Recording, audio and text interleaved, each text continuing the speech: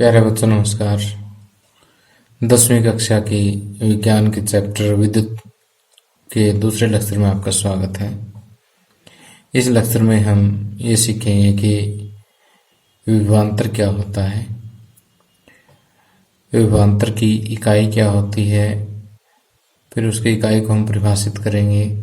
विभवांतर को किस यंत्र द्वारा मापा जाता है, उस यंत्र को इलेक्ट्रिक सर्किट में किस तरह से हम जोड़ते हैं और विभवांतर का सूत्र क्या होता है। तो ये बातें हम सीखेंगे। इसके अलावा विद्युत परिपथ आरेख क्या होता है और इसमें हम विभिन्न विद्युत के अवयवों के सिंबल्स के बारे में पढ़ेंगे। तो आइए सबसे पहले हम देखते हैं कि विद्युत विभवांतर क्या होता है, या सिंपली हम इसको विभवांतर के नाम से जानते हैं। विद्युत शब्द अगर हम ना भी बोले तो भी विभवांतर सफिशिएंट है। तो विभवांतर से पहले हम विद्युत धारा के बारे में पहले लेक्चर में पढ़ चुके हैं। विद्युत धारा, जैसे मैंने आपको बताया था, किसी चालक में से आवेशों के बहने की जो दर है, आवेशों के प्रवाह की जो दर है, उसे हम क्या कहते हैं? विद्युत धारा कहते हैं। कि जिस दर से किसी चालक में से आवेशों का प्रवाह हो रहा है, वो दर क्या कहलाती है? विद्युत धारा कहलाती है। अब देखिए, इस कंसेप्ट को समझने के लिए हमने एक बार विद्युत धारा को पानी की धारा के साथ कंपेयर किया था। मान लीजिए कि ये पाइप है, इसमें से ये पानी के कण वो बह रहे हैं। तो जैसे इधर आवेशों के बहने को हम विद्युत धारा कहते हैं, यहाँ पानी के कणों को बहने को हम पानी की धारा कहेंगे। अब देखिए, यहाँ पर जैसे अगर हम इस पाइप का एक सिरा ऊपर और एक नीचे रख दें, ये मान लीजिए हमारी ज़मीन है, और ज़मीन से एक की ऊंचाई थोड़ी सी ज़्यादा कर दें और दूसरी की ऊंचाई कम कर दें, तो आपको पता है पानी बहना शुरू कर देता है, पानी की धारा शुरू हो जाती है। अगर हम दोनों सिरे एक ही लेवल में रखें तो नेचुरल सी बात है कि धारा नहीं बहेगी। अब देखिए, यहाँ पर थोड़ी सी सोचने वाली बात है कि यहाँ पर पानी के कणों का प्रवाह हो रहा है, लेकिन यहाँ पर पानी के कणों का प्रवाह नहीं हो रहा। इसका मतलब कि प्रवाह कब होता है? जब पानी के कणों पर कोई न कोई बाहर से कार्य कर रहा हो। अब जब पानी इसकी पाइप की जो सिरे अगर ऊपर नीचे हो, तो जो गुरुत्वाकर्षण बल है वो इस पर कार्य कर रहा है। अगर वो गुरुत्वाकर्षण बल इस पर कार्य कर रहा है तो इसका मतलब चलेंगे। और यहाँ पर क्योंकि दोनों का सिर पे गुरुत्वाकर्षण बल समान है, तो यहाँ पर पानी नहीं चल पा रहा। या फिर अगर इसमें पानी का फ्लो चाहते हैं तो बाहर से हमें कोई पानी की मोटर वगैरह कोई न कोई चीज़ ऐसी लगानी पड़ेगी जो इन कणों पर कार्य कर सके। ठीक है, तो इसका मतलब कि जब तक हम कोई मोटर नहीं लगाएंगे या इसके सिरों को के बीच में अगर हम अंतर नहीं देंगे, तब तक पानी के कणों का प्रवाह नहीं होगा। ठीक उसी तरह से आवेशों को बहाने के लिए भी हमें कुछ न कुछ इसके साथ ऐसी चीज लगानी होगी जो इन दोनों के बीच, दो सिरों के बीच में विभव का अंतर पैदा कर दे। उसके लिए हम क्या करते हैं कि एक बैटरी लगाते हैं, और ये वैसे बैटरी एक सेल का सिंबल होता है। तो ये बड़ा सिरा सेल का पॉजिटिव होता है, छोटा सिरा सेल का नेगेटिव होता है। अब इस सेल का नेगेटिव क्या करेगा? इलेक्ट्रॉनों को रिपेल करना शुरू कर देगा, प्रतिकर्षित करना शुरू कर देगा, धकेलना शुरू कर देगा। तो इसी तरह से जब इलेक्ट्रॉन चलेंगे किसी चालक में से, तो इलेक्ट्रॉनों के प्रवाह से क्या बनेगा? विद्युत धारा बनेगी। तो कहने का मतलब ये है कि यहाँ पर आवेशों पर काम करने वाली एजेंसी क्या है? ये सेल है। ठीक है, तो देखिए कि यहाँ पर हम विभवांतर को कुछ इस तरह से परिभाषित करेंगे कि जैसे चालक के कोई भी दो बिंदु हम ले लेते हैं, किसी इकाई आवेश या एकांक आवेश को एक बिंदु से दूसरे बिंदु तक ले जाने में जो कार्य किया जाता है वो क्या कहलाता है? इन दोनों सिरों के बीच का विभवांतर कहा जाता है। ओके,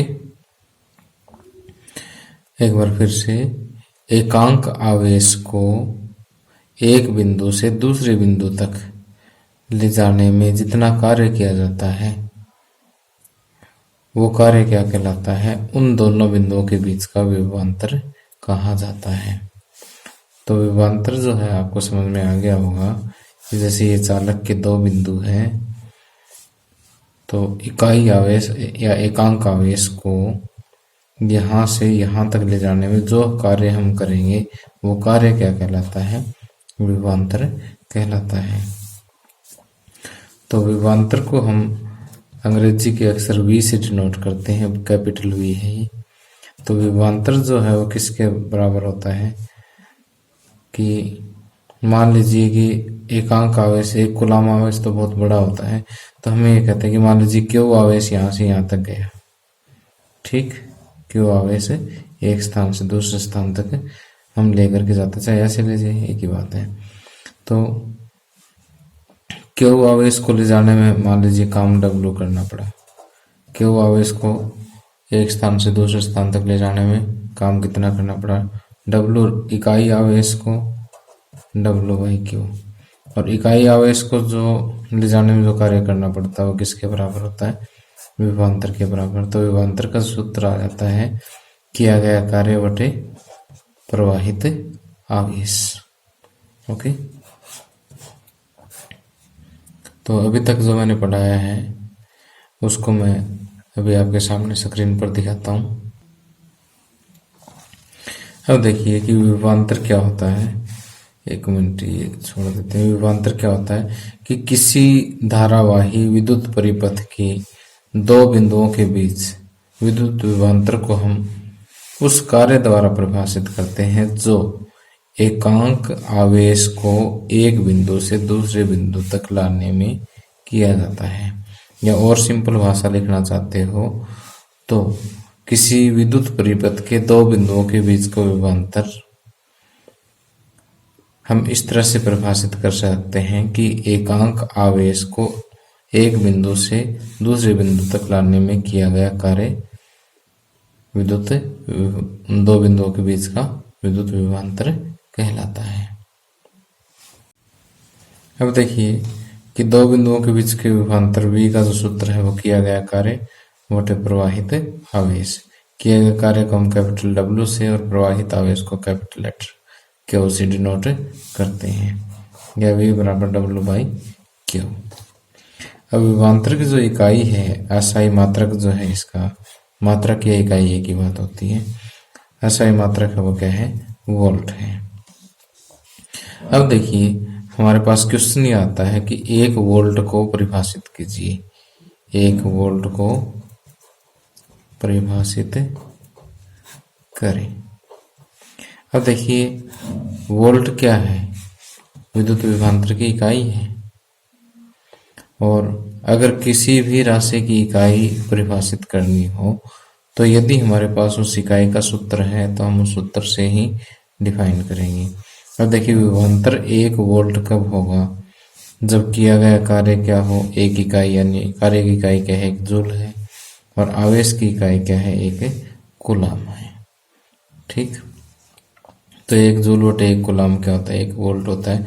अब इसको हम ये लिखेंगे कि किसी चालक के दो बिंदुओं के बीच विभवांतर 1 वोल्ट होगा यदि 1 कूलाम आवेश को एक बिंदु से दूसरे बिंदु तक ले जाने में 1 जूल का कार्य किया जाए।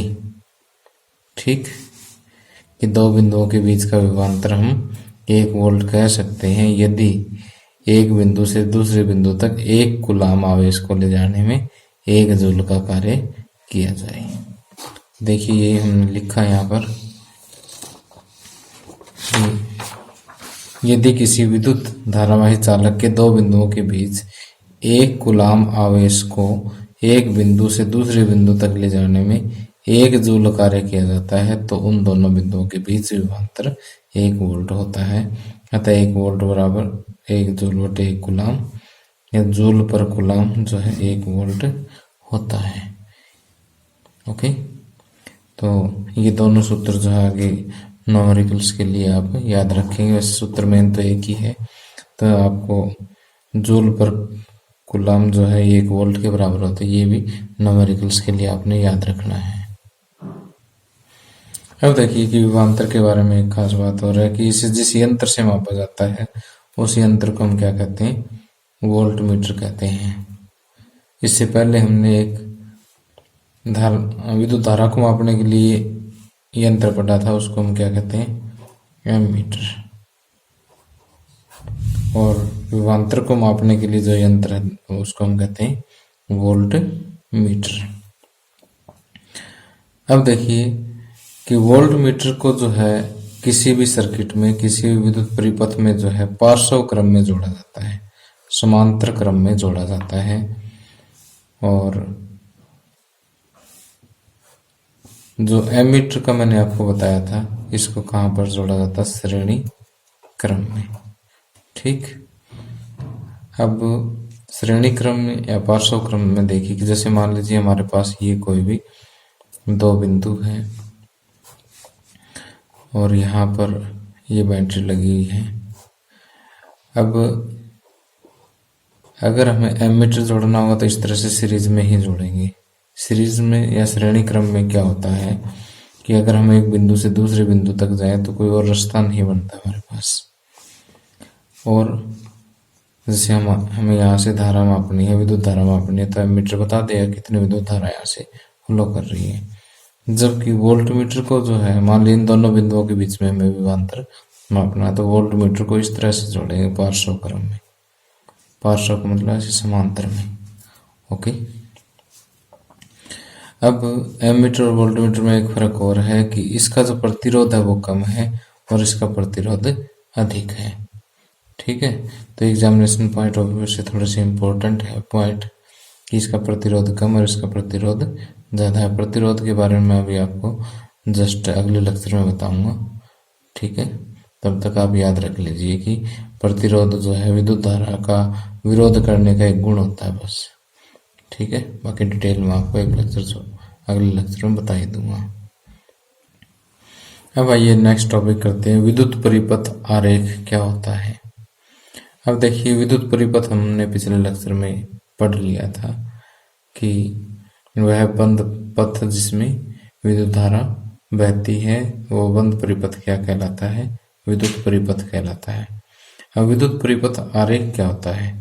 अब देखिए कि विद्युत परिपथ के कुछ एक अवयव होते हैं, जैसे यहाँ पर कुछ बल्ब है, बैटरी है, स्विच है, एमीटर, वोल्ट मीटर वगैरह जो है जिससे हम धारा को, विद्युत धारा को मापते हैं, विभवांतर को मापते हैं, वो सारे एक विद्युत परिपथ में जोड़े जा सकते हैं। तो जो चीजें हम विद्युत परिपथ में जोड़ते हैं वो विद्युत परिपथ के अवयव कहलाते हैं। अब देखिए कि उन अवयवों को हम कुछ प्रतीकों द्वारा दिखाते हैं, कुछ उनके लिए विशेष प्रतीक होते हैं। जैसे ये बल्ब को के लिए ये प्रतीक है, ओके, और ये सेल के लिए प्रतीक है। सेल के लिए क्या प्रतीक है, ये वाला प्रतीक है। और अगर कई सारे सेल इस तरह से जुड़ जाए तो ये बैटरी बन जाती है, बैटरी का प्रतीक हो गया। ठीक है, तो इसी तरह से ये स्विच का प्रतीक हो गया। तो इस तरह से एक विद्युत परिपथ के विभिन्न अवयवों को अगर हम सुविधाजनक प्रतीकों द्वारा निरूपित कर देते हैं तो ये चीज क्या कहलाती है, विद्युत परिपथ आरेख कहलाती है। तो ये चीज मैंने यहाँ पर लिख दी है कि एक ऐसा आरेख जिसमें विद्युत परिपथ के विभिन्न अवयवों को सुविधाजनक प्रतीकों द्वारा निरूपित किया जाता है, विद्युत परिपथ आरेख कहलाता है।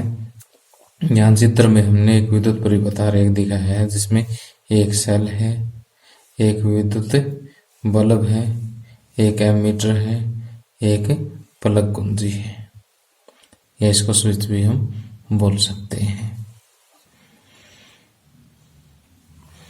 अब देखिए कि विद्युत परिपथ आरेख के लिए विभिन्न प्रतीक जो फिक्स हैं उनको हम चेंज नहीं कर सकते। कि देखिए जैसे विद्युत सेल है उसके लिए एक बड़ी लाइन एक छोटी लाइन, ये इसका एक प्रतीक है। बड़ी लाइन प्लस को, छोटी लाइन माइनस को रिप्रेजेंट करती है। इसी तरह से बैटरी या सेलों का संयोजन, कई सारे सेल अगर जुड़े हो तो बैटरी बन जाती है।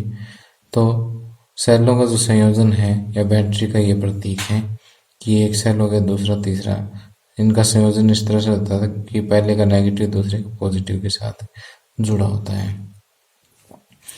अब खुली प्लग कुंजी या स्विच, खुली में ऐसे बीच में कोई डॉट नहीं होता, ध्यान रखना है। और बंद प्लग कुंजी में बीच में डॉट होता है। तार संधि, जैसे एक तार ऐसे जा रहा दूसरा इस तरह से हमने यहाँ पर जोड़ दिया, तार संधि है। और अगर एक तार ऐसे जा रहा दूसरा इसको उसके साथ जुड़ा नहीं है तो इस तरह से हम दिखा देते हैं कि बिना संधि का तार या तार क्रॉसिंग है। विद्युत बल्ब के लिए ये वाला सिंबल है या सिंबल इस तरह से बल्ब का चित्र भी बनाया जा सकता है। इसके लिए प्रतिरोध का इस तरह से जिग-जैग लाइन जो है ये सिंबल है। प्रतिवर्ती प्रतिरोधक या धारा नियंत्रक, इसके लिए ये इस तरह से प्रतिवर्ती प्रतिरोधक है। इस तरह से प्रतिरोध का सिंबल के साथ एक तीर का निशान लगा दो या इस तरह से ऊपर से तीर का निशान लगा दो। एमीटर के लिए घेरा लगा करके ए साथ में प्लस माइनस दिखाना है। वोल्ट मीटर पे में जो है एक सर्कल लगा करके बीच में वी लिख दीजिए और प्लस माइनस भी साथ में दर्शाना है। तो ये चित्र, ये सिंबल जो है आप अच्छे से याद रखेंगे।